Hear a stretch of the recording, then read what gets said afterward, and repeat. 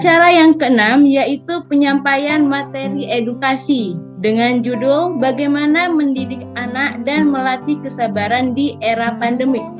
Pada kesempatan ini, penyampaian materi akan diberikan oleh Nyonya Dedi Erianto. Kepada Nyonya Dedi, kami persilakan. Ya, Nyonya Dedi ada? Ada, Bu. Ada. Ya.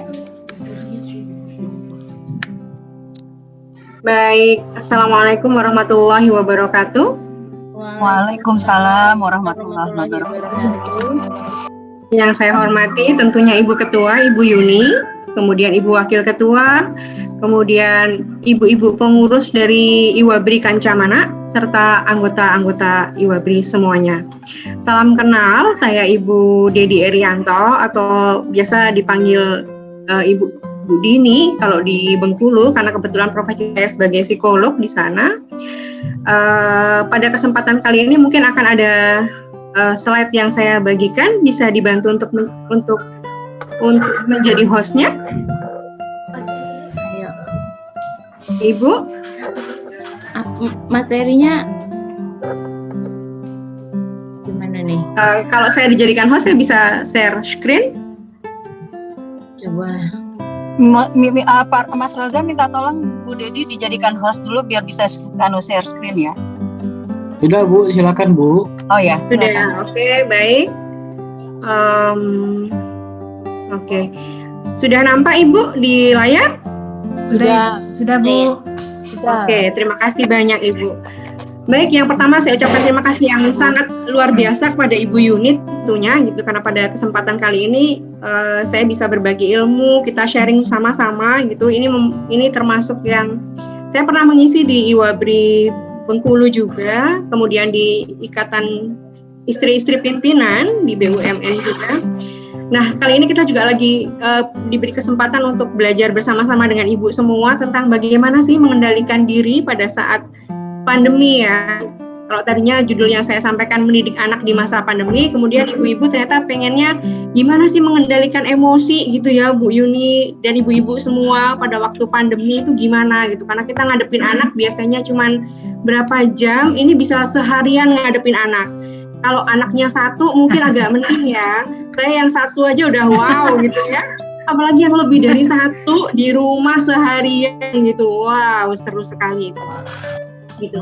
Jadi pada hari ini semoga kita bisa sama-sama sharing gitu. Gimana sih tipsnya, triknya biar nggak capek ngadepin anak-anak. Tapi sebelum sampai ke sana, saya perkenalkan diri dulu. Nama saya Ardiani Windia Puspita. Saya sarjana psikologi. Sempat mengenyam pendidikan magister profesi psikologi, tapi tidak saya selesaikan. Keburu menikah dengan Pak Dedi Erianto. Karena Pak Dedi Erianto minta saya ikut ke Muarasaba, Tanjung Jabung Timur, Jambi. Nah, kemudian pengalaman pekerja saya sudah pernah di Mercubuana sebagai asisten, di Biro Psikologi, kemudian sebagai guru. Terakhir saya sebagai koordinator bimbingan konseling di Yayasan Alfida Bengkulu. Untuk mengisi seminar yang terakhir, saya mengisi seminar untuk Ibu-Ibu Salimah yang bekerja sama dengan Provinsi Bengkulu, waktu itu Hari Anak Nasional. Ya. Baik, itu sedikit perkenalan dari saya. Kita mau langsung pada materi saja, bahwa hari ini kita akan membahas tentang sebenarnya pandemi ini bagaimana sih kita harus menyikapinya. Ini ibu-ibu semua ada yang mungkin sudah mulai terbiasa karena pandemi ini sudah berlangsung hampir 2 tahun lamanya. Jadi mungkin sudah hampir terbiasa gitu ya dengan situasi ini. Tapi sebenarnya jauh sebelum pandemi banyak ahli-ahli parenting yang sudah menarik anaknya dari sekolah. Dari sekolah itu dalam artian belajar di sekolah secara tatap muka langsung, itu sudah banyak. Gitu. Lalu kenapa banyak ahli parenting yang menarik anaknya untuk kembali ke rumah belajarnya? Banyak dari ahli parenting itu yang merasa bahwa bagaimanapun tanggung jawab mendidik anak itu sebenarnya di rumah gitu. Tanggung jawab mendidik anak itu orang tua gitu. Itu punya tanggung jawab besar untuk mendidik anak gitu. Nah, bisa jadi kalau kita kita memahami bahwa bisa jadi pandemi ini adalah salah satu cara Tuhan, cara Allah untuk mengembalikan anak-anak kita supaya kita mendidik sendiri anak-anak kita. Gitu. Karena dari hasil penelitian Parent Global Survey, Indonesia itu menduduki nomor 2 untuk negara yang menyerahkan hal-hal penting tentang anaknya itu pada pihak lain. Dalam hal ini pada pihak sekolah. Dan seringkali ketika anak kita bermasalah, anak kita tidak seperti yang kita harapkan, pihak sekolah yang menjadi kambing hitam gitu. Jadi orang tua banyak menyalahkan sekolah gitu. Nah, dengan kondisi yang sekarang ini, mau tidak mau ketika tanggung jawab pendidikan kembali kepada kita, harapan kita semuanya akan jauh lebih baik. Jadi kita seperti diberi kesempatan sama Allah untuk ayo lebih banyak waktu untuk anakmu gitu. Sebelum pandemi ini, setiap kali saya mengisi parenting, itu selalu orang tua mengeluhkan tentang, oh anak saya begini terdampak gadget, anak saya begini gitu ya. Karena saya nggak punya waktu, selalu keluhan orang tua itu saya nggak punya waktu begitu. Tapi setelah pandemi ini seperti Allah menjawab keluhan-keluhan orang tua yang mengatakan dia nggak punya waktu untuk anak-anaknya gitu.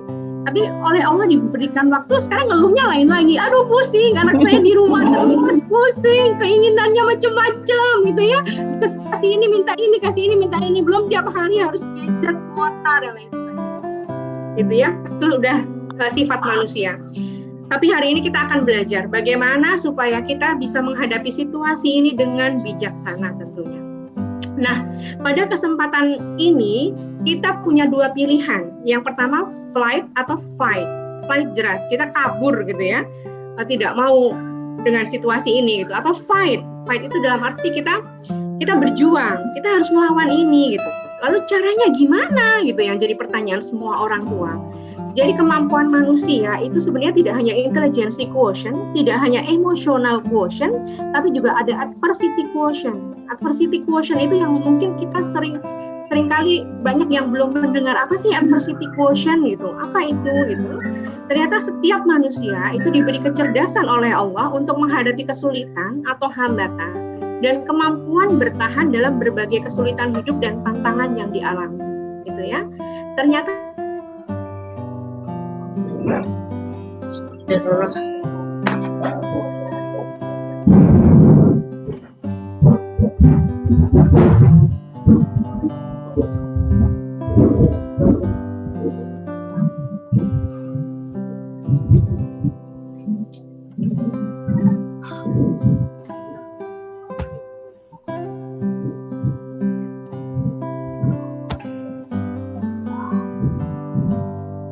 begitu tidak optimal tatkala bekerja karena setiap hari setiap malam dia harus mengasuh anaknya. Istrinya kalau dia pulang, istrinya sudah menyerahkan sepenuhnya anak tuh ke suaminya gitu. Jadi suaminya semalaman itu tidak tidur, pagi-pagi harus berangkat kerja lagi gitu, dalam keadaan sedang mengantuk gitu. Dan sementara si istri merasa ya karena aku udah capek seharian, gantian dong kamu yang ngasuh anak gitu. Itu situasi itu betul-betul ada dan itu betul-betul mempengaruhi kinerja suami. Tatkala ibu-ibunya bisa diberi edukasi bahwa seharusnya tidak seperti itu gitu. Ini akan sangat membantu para bapak-bapak untuk mengoptimalkan kinerjanya. Mungkin ini salah satu fungsinya IWABRI dibentuk gitu ya.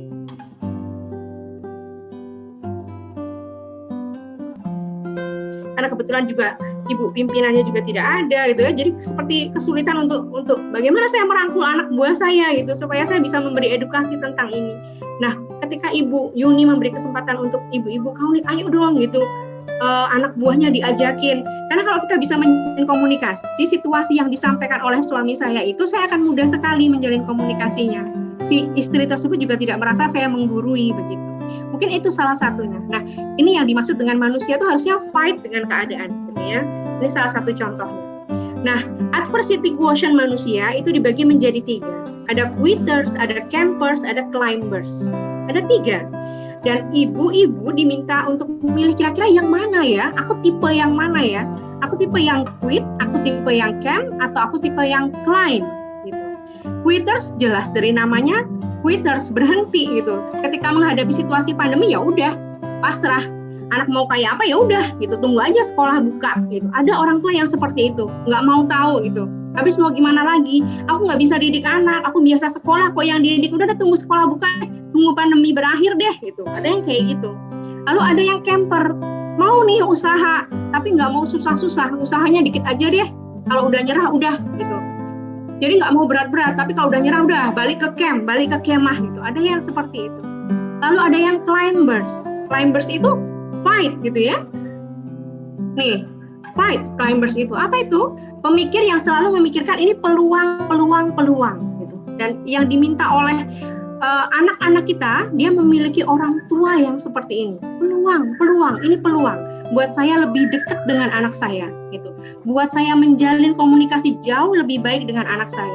Buat saya tahu perkembangan pendidikan anak saya itu seperti apa, gitu ya. Kemudian orang yang climbers itu ya siap menghadapi tantangan, percaya diri, paham tujuan hidupnya apa, gitu.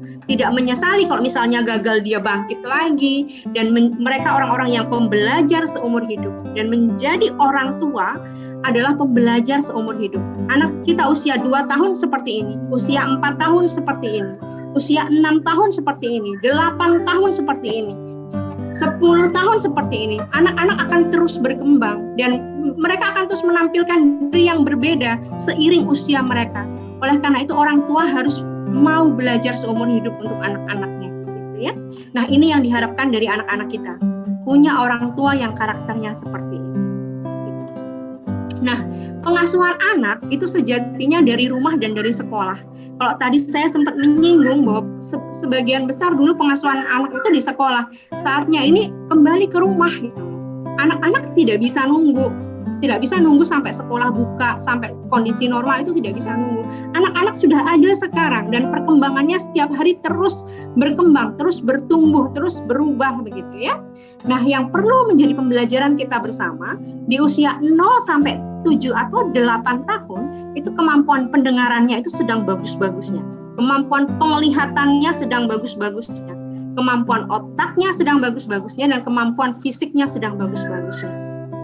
Ya, jadi di usia ini orang tua harus sangat berhati-hati tatkala menampilkan stimulus kepada anak-anaknya. Memperdengarkan lagu kepada anak-anaknya harus yang benar, harus yang baik lagu-lagunya. Memperlihatkan tontonan ya harus yang betul-betul yang positif buat anak-anaknya. Karena ini sangat terekam dengan baik oleh otak mereka. Kita mungkin sering mendengar yang namanya golden age. Nah, di usia-usia ini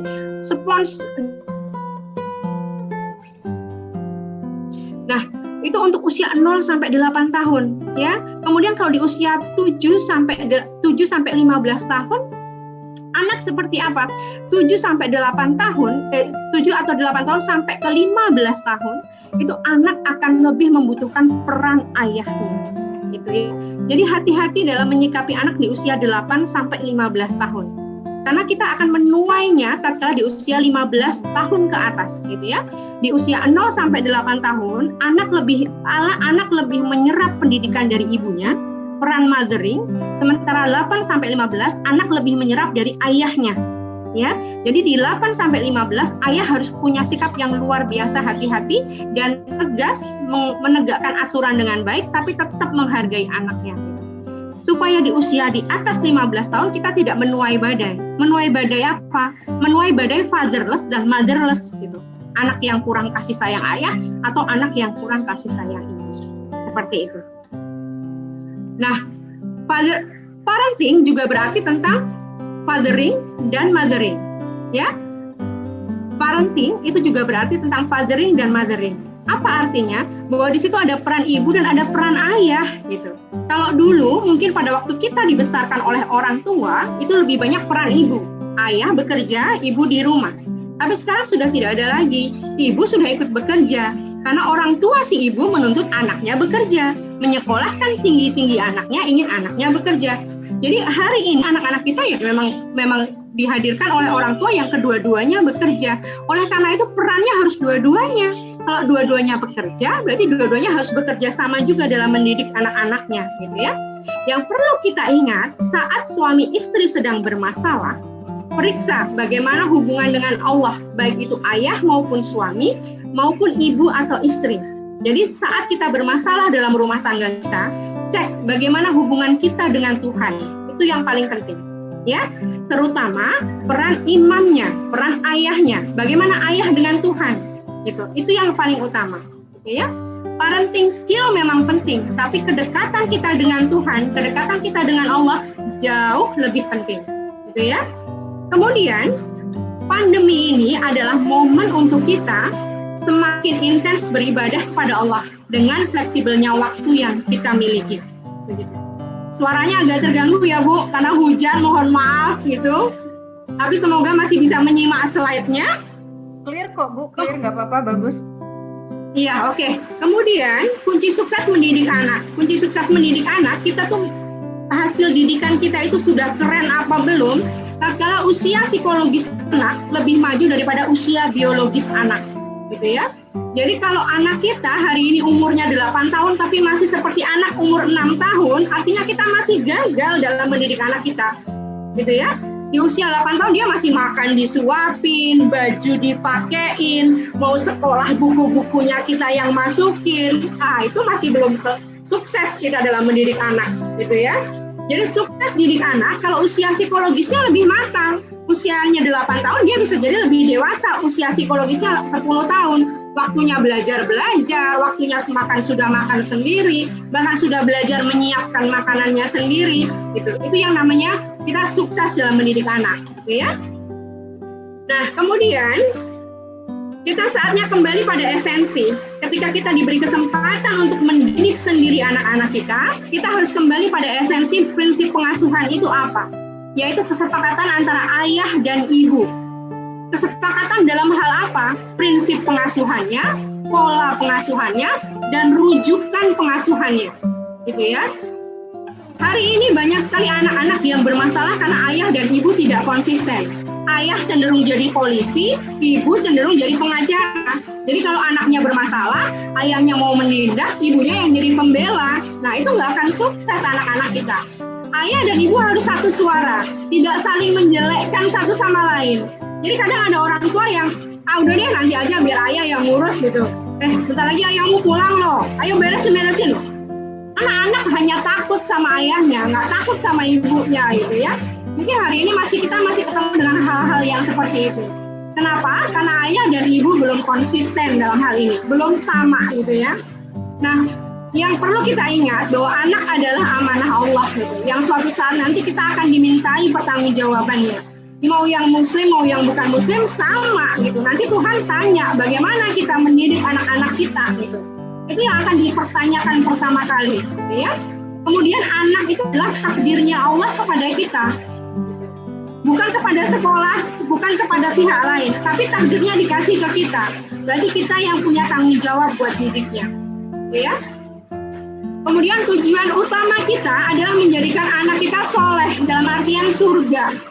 Berarti apa? Anak kita boleh jadi dokter, boleh jadi polisi, boleh jadi jaksa, boleh jadi profesi apapun, tapi harus kita tekankan bahwa tujuan akhirnya anak kita harus masuk surga gitu. Artinya apa? Yang namanya sholat itu harus 5 waktu, harus dilaksanakan dengan baik, itu harus jadi harga mati, ya. Kemudian kita diminta untuk mengutamakan ikhtiar bukan hasil. Dalam hal ini Allah minta sama kita untuk apa? Untuk ayo usaha. Anak kita hari ini bermasalah, jangan nyerah. Yang penting usaha. Bagi Allah hal yang sangat mudah untuk membuat anak kita jadi anak soleh. Itu mudah sekali. Tapi Allah minta supaya kita bertanggung jawab dengan berusaha menjadikannya menjadi anak yang soleh. Nah, orang tua yang hebat itu seperti apa? Orang tua yang mencintai dirinya sendiri, mencintai pasangan, dan mencintai anak-anaknya. Mencintai dirinya sendiri seperti apa? Mencintai diri sendiri itu kita sering bermuhasabah, gitu ya. Banyak permasalahan orang tua, kepribadian orang tua sekarang ini karena hutang pengasuhan di masa lalu. Ya, jadi ada orang tua yang mudah marah karena dibesarkan dengan stimulan emosi yang lemah, gitu ya. Dia mudah marah karena dulu kakek neneknya mudah marah. Gitu. Ya, itu yang disebut dengan kita harus membayar, anak kita harus membayar hutang pengasuhan kepada kita, gitu ya. Jadi sekarang kita pemarah karena dulu kakek neneknya pemarah. Jadi kita melampiaskan pada anak kita, gitu ya. Nah, ini yang dinamakan kita belum mencintai diri kita sendiri. Atau kita harus mencintai pasangan. Di 5 tahun pertama pernikahan, seharusnya kita sudah diskusi dengan pasangan seperti apa kita dulu dibesarkan, gitu ya. Aku itu dulu dibesarkan oleh orang tua yang seperti ini. Suami kita pun menyampaikan, aku dulu dibesarkan oleh orang tua yang seperti ini. Jadi kita bisa sama-sama mengoreksi. Misalnya orang tua suami kita, dulu orang tua yang emosi, yang mudah marah gitu ya.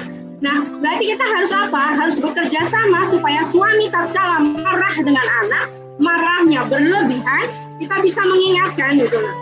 Sudah dikode-kode itu supaya suami lebih menjaga amarahnya, ya. Kemudian mencintai anak-anaknya. Cinta sama anak-anak itu diwujudkan dalam 5K. Ya harus kehangatannya ada, kedekatannya ada, kelekatannya ada, keterikatannya ada, dan keterlibatannya ada. Gitu ya. Dia harus orang tua yang hangat, dekat, lekat, anak tuh mau nempel sama dia, terus terikat sama dia, kehilangan kalau dia pergi, terus terlibat. Saat ini kita diminta sama Allah untuk terlibat dalam pola pendidikan anak-anak kita diminta untuk terlibat. Bahkan kita langsung yang harus mengajarinya, gitu ya. Guru cuma ngasih materinya, kita yang harus ngajar langsung. Itu bukti kita mencintai anak kita.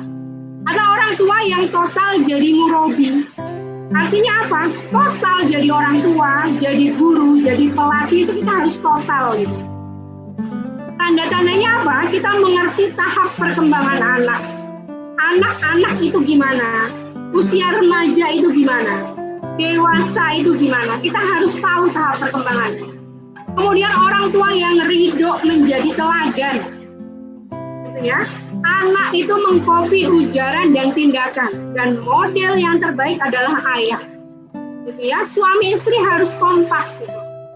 Bahasa tubuh orang tua itu lebih banyak bicara. Artinya jadi orang tua itu siap untuk meneladankan dulu.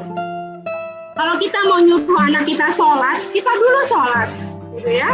Jangan kita masih asik nonton, kita suruh anak kita sholat. Itu nggak akan masuk pada mereka. Suruh anak mandi, kita dulu mandi. Kita dulu bersih, baru suruh anak mandi. Gitu ya. Suruh anak kamarnya rapi, rumah kita harus rapi dulu, baru suruh kamar anak rapi. Gitu ya. Artinya kita dulu, baru anak. Nah, lalu strategi pengasuhan seperti apa? Yang kita butuh orang sekampung untuk mendidik anak-anak kita. Tapi sebenarnya kendalinya ada pada kita, gitu ya. Kemudian kita harus membangun sinergi antara sekolah dan rumah.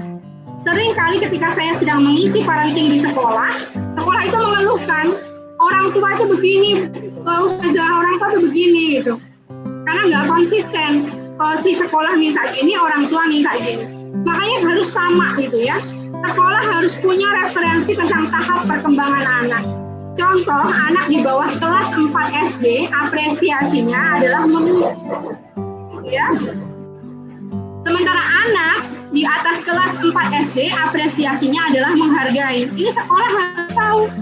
Ya, apresiasi itu berbeda di usia di bawah kelas 4 SD dan di atas kelas 4 SD. Kalau di atas kelas 4 SD kita masih pintar, masih yang seperti itu belum. Gitu ya. Di kelas 4 SD kita sudah harus terima kasih ya Bang, udah mau bantuin beresin rumah, udah seperti itu. Sudah menghargai, tidak lagi memuji. Wah ganteng, wah pintar, udah tidak lagi begitu. Tapi lebih ke menghargai proses.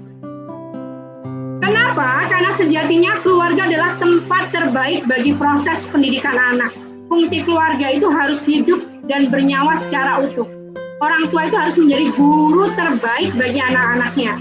Jika konsep ini sudah ada pada orang tua, insya Allah dalam menjalani masa sulit seperti sekarang ini akan terasa ringan dan bermakna. Karena keluarga adalah ruang kelas pertama dan sekolah menjadi tempat kedua bagi proses pendidikan anak-anak. Nah, yang jadi kendala dibandingkan dengan profesi lain, menjadi orang tua adalah profesi yang paling tidak tersiapkan. Kita tidak ada tempat belajar untuk jadi orang tua. Gitu. Kita tiba-tiba saja menikah, tiba-tiba saja punya anak. Itu yang terjadi. Kita nggak sempat belajar bagaimana sih mendidik anak pada waktu kita sebelum menikah. Mungkin kalau ada yang seperti itu luar biasa. Tapi kita belajar mendidik anak itu tatkala anak sudah lahir, gitu, sudah ada di depan kita, gitu. Itu yang terjadi, gitu ya. Nah, sehingga seringkali orang tua melakukan kesalahan-kesalahan dalam proses mendidik anak-anaknya. Karena memang kita tidak dipersiapkan. Kita hanya belajar mendidik anak itu dari orang tua kita. Kalau kita kebetulan mendapatkan orang tua yang sudah pandai mendidik anaknya dengan baik, gitu ya, rule-rule mendidik anak itu orang tua kita paham dengan baik, mungkin hasilnya akan mudah-mudah saja. Tapi banyak dari kita yang orang tua kita juga tidak tahu tentang bagaimana mendidik anak. Mereka minim sekali pengetahuannya. Sementara sekarang kondisinya sangat berbeda. Sekarang kondisinya anak-anak dihadapkan pada gadget yang mereka hadapi setiap harinya. Sementara kita dulu tidak. Kita dulu stimulasinya tidak dari gadget, gitu ya. Senakal-nakalnya kita ya seperti itulah. Paling-paling manjat pohon tetangga, gitu ya. Paling nyuri pohon tetangga, buah tetangga, gitu. Itu senakal-nakalnya kita. Tapi hari ini anak-anak kenakalannya sudah luar biasa. Karena stimulus yang seharusnya belum mereka terima, itu banyak yang sudah diterima. Cermati saja, anak-anak sekarang kalau ngomong main aja ngomong-ngomong kasar. Karena di internet yang didapati sama anak-anak kita, anak-anak ngomong anjing-anjing itu udah biasa aja. Kita dulu nggak pernah dapat stimulus yang seperti itu. Gitu. Stimulus yang mengamini kita kalau berbicara kasar itu tidak. Itu yang membuat kita harus mempunyai sikap yang berbeda. Gitu ya. Nah, lalu bagaimana mengendalikan emosi saat pandemi? Ini pasti yang ditunggu-tunggu orang tua. Gimana dong mengendalikan emosi gitu ya? Gimana biar saya nggak marah-marah sama anak saya gitu? Emangnya Ibu Dedi nggak pernah marah-marah? Tiap hari marah-marah gitu. Hanya gimana ngontrolnya biar marahnya lebih bijaksana gitu ya? Kita manusia biasa. Manusia biasa itu wajar kalau marah, dan marah itu memang diberikan kemampuan oleh Allah untuk apa? Untuk merubah keadaan gitu. Kalau kita nggak punya emosi marah, kita akan pasrah aja dikasih perlakuan apapun sama orang lain. Tapi kita diberi diberi anugerah untuk marah ya untuk apa? Untuk merubah keadaan gitu ya. Hanya bagaimana kita memanajemen marah kita dengan baik. Nih, marah dengan anak itu ada ilmunya. Apa ilmunya? Satu, ada seorang psikiater, psikolog yang mengharamkan malam hari itu haram hukumnya memarahi anak. Haram dalam hal ini, haram dalam tanda petik ya, bahwa kalau bisa jangan marahin anak pada waktu malam hari gitu. Kenapa sih? Karena kejadian ini akan terekam di alam bawah sadarnya ya.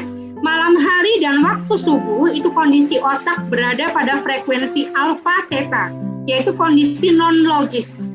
Peristiwa-peristiwa akan terukir permanen di gudang jiwa. Makanya ada istilah forgiving is not forgetting. Memaafkan bukan berarti melupakan. Ya, banyak anak yang tidak bisa dekat dengan orang tuanya karena di malam hari sering diberi pengalaman yang menyedihkan. Jadi kalau mau marah-marah boleh malam hari, tapi marah-marahnya nggak boleh berlebihan. Apalagi bapak nih, kadang-kadang pulang kerja, wes lihat anaknya gimana marah aja. Itu sebaiknya direm deh yang gitu-gitu gitu. Kalau mau marahin anaknya, tidak saat itu juga. Kalau Ibu Eli Risman mengistilahkan tidak tembak di tempat. Anak kita melakukan kesalahan, saat itu juga kita marah. Itu nggak akan efektif. Saya jamin Ibu hari berikutnya Ibu marah lagi. Dengan situasi yang sama dan dengan masalah yang sama. Kenapa? Karena pada waktu anak sedang melakukan kesalahan, gitu ya, kondisi otaknya sedang non logis. Gitu. Kitanya lagi marah, anak kita juga marah, takut, gitu ya. Itu kondisi logisnya tertutup, jadi otaknya tertutup. Jadi kita kalau ngasih nasihat sama aja, nggak akan didengar. Jadi misalnya kita udah punya anak remaja, hari ini pulang kemalaman, udah bukain pintu aja. Masuk nak, udah istirahatlah. Besok kita bahas marahnya. Besok kalau mau marah-marah, ya besok baru kita ngobrol. Ada waktu nak, Bunda mau ngomong gitu. Bahas kenapa kemarin bisa pulang semalam itu. Tahu nggak kalau malam itu bahayanya seperti apa, gitu ya? Jadi tidak tembak di tempat, tidak saat itu juga salah, saat itu juga kita marah. Itu mau anak usia berapapun berlaku seperti itu. Anak kita mecahin gelas, sebagian dari kita pasti langsung marah. Kamu nih nggak hati-hati, gitu. Pasti langsung melotot. Kamu nih nggak hati-hati, gitu. Padahal gelasnya seberapa mahal sih, gitu ya? Nah, itu yang bikin anak kita justru memilih untuk berbohong, menutupi kesalahannya. Aduh, tahu kayak gini reaksinya mama, enak mama jangan sampai tahu kalau aku melakukan kesalahan.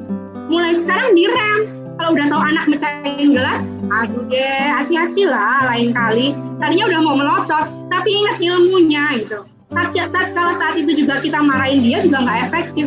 Jadi, adek, yuk beresin yuk, hati-hati ya lain kali ya. Udah cukup. Disuruh anak dapat pembelajaran dari situ gitu. Bahwa melakukan kesalahan itu boleh, tapi kita harus memperbaiki kesalahan itu dan bersikap jujur. Kemudian tidak memarahi kakak di depan adiknya. Di sini siapa orang tua yang mengeluhkan kenapa kakak sama adiknya kok nggak bisa akur ya? Nah itu siapa? Kalau ada orang tua yang mengeluhkan, kenapa sih Bu Dinis, kenapa sih Bu Dedi, kakak sama adik nggak pernah bisa akur, anak saya nih nggak pernah bisa akur gitu, kakak sama adik berantem terus. Mungkin ada orang tua yang ngeluh kayak gitu. Setelah ditelusuri sebabnya, bisa jadi karena kita seringkali menegur kakak di depan adiknya, marahin kakak di depan adiknya. Kenapa? Karena sulit bagi kita punya nuansa emosi yang positif dengan orang yang sering melihat kita dipermalukan, gitu ya. Si kakak sering lihat, adiknya sering lihat kakaknya dipermalukan. Kakaknya jadi dendam sama adiknya gitu. Karena dia sebenarnya hanya merasa malu karena sering ditegur di depan adiknya. Itu sebenarnya. Belum dulu pada waktu dia masih kecil. Banyak dari kita kalau yang jenguk anak bayi, anak yang lebih gede udah nggak kita sapa lagi. Yang kita cari cuma adik bayinya mana gitu ya. Padahal kakak dapat adik itu seperti istri pertama dapat madu dari suaminya. Jadi bayangkan rasanya kayak apa. Pasti nggak enak banget. Jadi kalau mulai sekarang kalau lagi jenguk adik bayi, jangan lupa kakaknya disapa duluan. Wih, abang punya adik ya, luar biasa. Sayang adiknya nggak? Sayang dong. Nah itu sebaiknya seperti itu. Ya, karena kakak dapat adik itu bukan hal yang mudah buat kakak. Dia harus membagi. Orang tuanya harus dia bagi gitu. Ya, sementara kita sebagai orang tua, tatkala kita punya anak lebih dari satu, bukan 100% kasih sayang kita bagi, tapi justru dilipatkan 100% buat kakak, 100% buat adik, 100% lagi buat adik yang satu lagi. Gitu. Ya, jadi 300% cintanya orang tuanya. Ya, nah setelah memarahi anak berlebihan, mungkin dari kita pernah memarahi anak sampai berlebihan. Gitu ya, mau bapaknya boleh, mau ibunya boleh, mungkin pernah di situasi yang memarahi anak berlebihan. Gitu. Sebenarnya dalam lubuk hati kita tuh kita sadar kita salah, gitu ya. Kita melakukan kesalahan. Hanya banyak orang tua yang gengsi untuk menyatakan itu kepada anaknya. Padahal sebaiknya di malam hari, tatkala itu yang saya bilang tadi, frekuensi otaknya sedang alfa theta, kita sampaikan pada anak kita, maaf ya kak, kalau bunda marahnya tadi berlebihan. Itu bunda minta maaf ya, udah cukup itu saja sampaikan. Gitu ya, kalau kita sempat marah berlebihan. Karena anak yang sering kena marah, dia suka mempunyai pemikiran sendiri di otaknya. Pemikirannya apa? Mama sayang sama aku enggak sih? Gitu. Papa sayang sama aku enggak sih?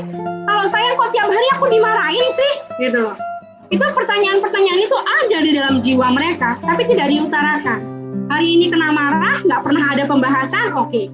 Hari kedua kena marah, nggak ada pembahasan. Hari ketiga kena marah, nggak ada pembahasan. Akhirnya anak menyimpulkan sendiri, oh mama sama papa nggak sayang sama aku ternyata. Nah ini yang bahaya.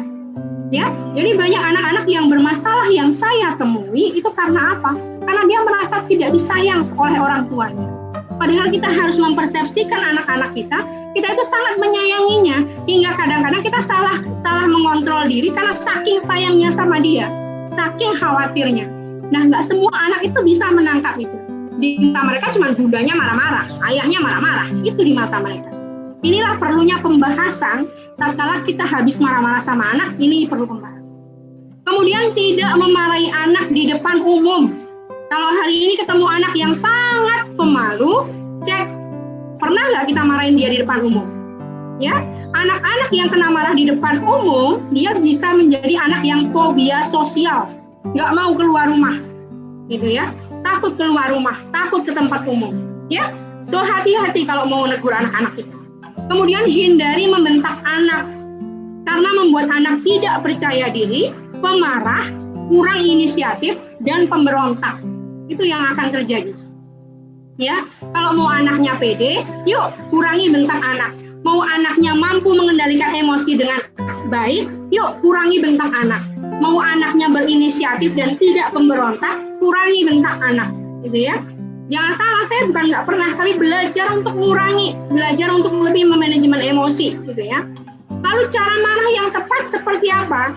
Cara marah yang tepat adalah cukup dengan mengatakan, Bunda marah, Bunda nggak suka kamu gitu. Ayah marah, ayah nggak suka kamu gitu. Cukup dengan seperti itu. Anak paham bahwa kita tidak suka dan dia tidak tersakiti hatinya. Itu ilmunya, ya. Bunda marah loh, Bunda nggak suka loh kamu kayak gitu. Udah cukup. Anak udah ngerti kita nggak suka, anak udah ngerti kita marah. Nggak perlu kita melotot, nggak perlu kita nampar, nggak perlu kita nyari sapu. Anak udah ngerti, ya. Dan ini jauh lebih efektif untuk mereka. Nah, orang tua yang marah pada anaknya dengan cara yang tidak tepat sejatinya tidak sedang mengajarkan apa-apa selain hanya mengajarkan bagaimana cara orang dewasa marah. Ya, saat orang tua memukul anak karena marah dengan anaknya, maka anak tidak belajar apa-apa selain belajar bahwa oh saat marah kita boleh mukul, gitu ya. Jadi mulai sekarang perbaiki diri dengan memutus lingkaran setan. Kalau kita tidak ingin cucu kita mendapat perlakuan yang sama dari anak kita, maka kita harus memperlakukan anak kita dengan baik. Kenali cara terbaik kita dalam mengatasi kemarahan. Sebelum kemarahan itu mencapai puncaknya yang pada akhirnya kita tidak mampu mengendalikan diri. Ya, dan terakhir yang ingin saya sampaikan, jadi wanita itu harus bahagia. Ya, jadi wanita itu harus bahagia. Bahwa bahagianya rumah tangga itu terletak pada bahagianya istri. Ya, lalu gimana caranya supaya jadi perempuan yang bahagia? Satu, pastikan harga kebahagiaan kita itu semurah-murahnya supaya kita mudah mendapatkannya. Ya, camkan dulu itu di hati dan pikiran kita. Ada pepatah, bukan bahagia yang membuat kita bersyukur, tapi perasaan bersyukur yang membuat kita bahagia. Jadi hari ini kita jadi manusia yang bahagia, kita semurah-murahnya. Sekedar minum teh sama makan kue kita udah bahagia gitu. Nggak harus jalan-jalan ke luar negeri gitu loh. Ya, kalau mau bahagia. Supaya apa? Supaya kita lebih mudah merasa bahagia. Gitu. Lalu yang kedua, biasakan merenung tentang diri kita. Apa yang membuat kita muncrat emosinya, gitu ya. Misalnya pengalaman pahit masa lalu, kemarahan yang terpendam, kekecewaan yang mengerak, ya itu harus dihilangkan. Maafkan diri sendiri, maafkan orang lain. Kita memaafkan orang lain itu bukan karena orang lain, tapi karena kita berhak untuk merasa damai. Diri kita berhak untuk merasa damai. Kemudian curhat itu boleh, Bu, gitu ya. Sekarang ini saya sering sekali menemui anak-anak sudah dengan gangguan jiwa loh. Bayangkan, anak-anak yang menginjak remaja dengan gangguan jiwa itu laporannya tidak hanya sedikit kepada saya. Artinya apa? Hari ini anak-anak kita tuh banyak yang nggak punya tempat curhat gitu. Curhat itu perlu supaya kita semua sampah-sampah emosi dalam hati kita itu keluar. Terserah caranya gimana. Boleh curhat dengan sahabat yang bisa kita percaya, boleh dengan nulis diary, boleh dengan sholat tahajud tiap malam. Masing-masing orang punya cara untuk curhat. Tapi sampah emosi dalam jiwa kita itu harus dikeluarkan supaya kita tidak mudah membentak pada anak. Kemudian banyak-banyaklah tersenyum, ya. Hari ini saya pengen lihat ibu-ibu senyum dulu. Boleh Bu senyumnya? Senyum, gitu ya. Ayo, masih ada ibu yang belum senyum. Senyum, gitu. Nah, nanti biasanya pas ini Bu, pas foto bersama tuh pada senyum semua pasti ya. Nah, kalau bisa sering-sering diajak foto bersama Bu, gitu ya. Biar sering-sering senyum. Karena ketika otot pipi kita berkontraksi, darah akan mengalir ke pipi, ya. Tatkala darah mengalir ke pipi, kadang kita melihat pipi kita menjadi merah. Nah, darah mengalir ke pipi ini berasal dari daerah sekitar pipi, dan ini menyebabkan suhu di batang otak menurun, menjadi penanda agar otak melepaskan hormon serotonin dan endorfin. Kedua hormon ini merupakan hormon kebahagiaan dan membuat tubuh kita lebih rileks, gitu ya. Jadi pernah ada penelitian, bukan kita nggak harus dalam kondisi bahagia.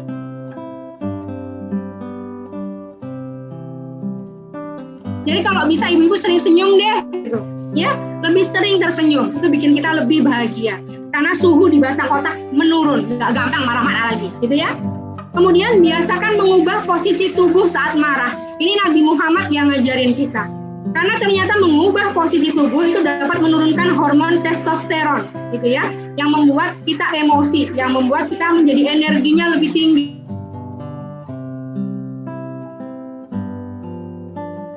Ya, boleh. Kemudian sering-seringlah berpelukan dengan anak, berpelukan dengan pasangan. Itu salah satu cara buat kita semakin awet muda, gitu, ya. Karena ternyata berpelukan itu membuat kita apa? 4 pelukan per hari kita butuhkan agar kita mampu bertahan hidup. Hanya 4 pelukan per hari itu kita hanya mampu bertahan hidup. Kalau 8 pelukan kita mampu memperbaiki diri. Kalau 12 pelukan per hari kita perlu untuk membuat kita tumbuh lebih baik setiap hari. Bagi anak-anak yang bermasalah itu harus semakin sering dipeluk. Semakin sering dipeluk dia akan semakin mudah untuk memperbaiki dirinya. Ya, ini tips buat orang tua. Kemudian yang terakhir adalah humor, ya, mematangkan bagian otak yang bernama sistem limbik. Sistem limbik adalah bagian otak yang berfungsi untuk mengenal dan mengelola emosi, sehingga kecerdasan emosi kita akan terlatih. Boleh lihat yang lucu-lucu terus ketawa, boleh. Itu salah satu trik supaya kita lebih bahagia. Itu ya Bu ya, itu yang bisa saya sampaikan. Yang terakhir, anak-anak yang hebat itu terlahir dari orang tua yang peduli. Itu ada satu quotes dari seorang ibu rumah tangga. Jazakallah, terima kasih atas perhatiannya. Mohon maaf kalau ada kurang-kurangnya. Kalau ada manfaatnya itu datangnya dari Allah. Kalau ada kurangnya jelas datangnya dari saya. Mohon maaf apabila banyak kekurangan. Saya akhirul kalam. Wassalamualaikum warahmatullahi wabarakatuh. Waalaikumsalam warahmatullahi wabarakatuh. Ya, beri tepuk tangan untuk Ibu Dedi. Terima kasih. Bagus sekali. Iya, materi yang sangat bermanfaat dan Bu Dedi, sangat makasih. menyentuh hati. I love you so much Bu Dedi. Nggak nyesel ya hadir hari ini ya. Jadi quote terakhir tadi harus banyak senyum. Ibu-ibu kita senyum semua hari ini. Jangan tanggal 25 aja Bu ya senyumnya ya. Nah, itu lebih lebar. Ya mungkin ini tadi ada di kolom chat itu ada pertanyaan dari Ibu Anggun, Nyonya Yudi. Mungkin Ibu Dedi boleh menjawab nanti ya. Apa reward yang cocok dikasih untuk anak jika berhasil melakukan sesuatu? Jadi jika dia sudah berhasil, kira-kira apa reward yang paling bagus untuk si anak? Baik, mau langsung dijawab Ibu? Boleh? Nggak apa-apa Ibu, biar. Boleh, oke. Baik, saya coba jawab. Reward yang paling cocok untuk anak ini ya. Oke, reward itu harus hati-hati sekali. Kenapa harus hati-hati sekali? Karena dia seperti wortel dan kelinci, gitu ya. Kalau nggak ada wortel, kelinci nggak mau lompat, gitu. Anak-anak yang sedang kita ajari puasa, kalau puasanya nggak dapat sepeda, dia nggak mau puasa, gitu ya. Nah, yang paling banyak terjadi itu seperti itu ya. Jadi kalau nanti puasa, Bunda kasih sepeda, gitu ya. Begitu dia minta mobil sport, Ibu nggak mampu beliin, ya. Gitu kan ngeri ya? Itu yang namanya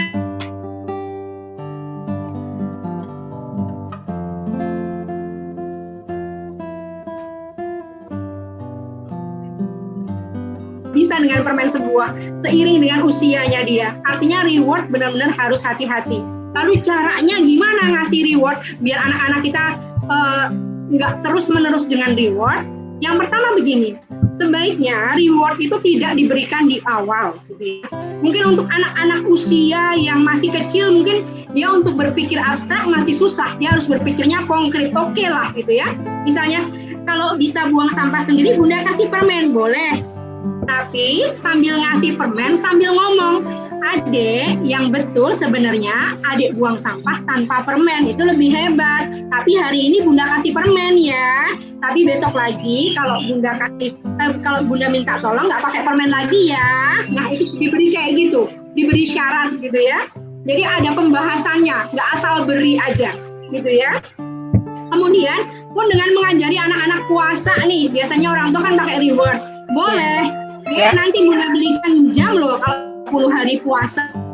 Nah, sambil ngasih jam, sambil ngasih tahu esensi puasa itu apa, itu sambil diberitahu, ya, sambil diberi masukan. Puasa itu hukumnya wajib.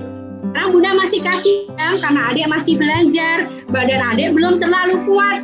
Tapi nanti seiring waktu adik akan lebih kuat, adik mampu belajar tanpa hadiah ya. Karena nanti adik dapat pahala dari Allah, pahalanya besar. Apa itu? Surga. Nah, yang seperti itu ya. Jadi ada pembahasannya supaya anak tidak terbiasa dengan reward, dengan hadiah ya. Nah, tapi kalau ibu semakin baik, semakin seiring usia anak semakin besar, sebaiknya tidak ada lagi reward di depan. Misalnya dia tiba-tiba hari ini setiap hari dia mau membereskan kamarnya dengan rapi, tahu-tahu aja ibu kasih hadiah, gitu boleh. Ibu tahu-tahu kasih hadiah, misalnya rak belajar baru gitu. Loh, Bun, kok dibeliin rak belajar baru? Iya, Bunda senang banget adik sekarang udah tahu tanggung jawab bersihin kamar sendiri. Bunda pengen kasih hadiah untuk adik. Nah, itu boleh seperti itu, ya.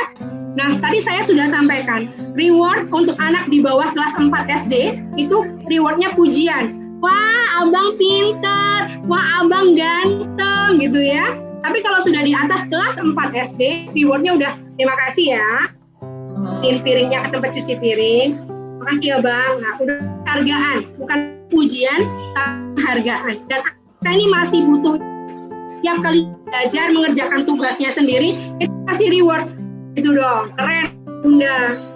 Namanya abang hebat, gitu ya. Intinya pujian itu untuk anak-anak yang masih kecil, tapi kalau untuk anak-anak yang sudah di atas kelas 4 SD sudah mulai bentuknya penghargaan. Makasih ya, udah ngangkatin baju Bunda tadi. Makasih ya, udah kayak gitu. Ya, kalau untuk rewardnya sendiri, tipsnya itu tadi, jangan sampai seperti kelinci dan wortel. Kalau nggak ada wortelnya, kelinci nggak mau lompat, itu yang harus hati-hati. Artinya kalau bisa reward tidak lagi diberikan di awal. Dan kalau memang memberikan reward kepada anak-anak, dikasih pembahasan. Sebenarnya bukan sepedanya deh, yang lebih penting itu pahalanya, oke? Itu sampaikan. Hari ini anak kita memang belum, tapi 2 tahun lagi dia akan paham. 1 tahun lagi dia akan paham.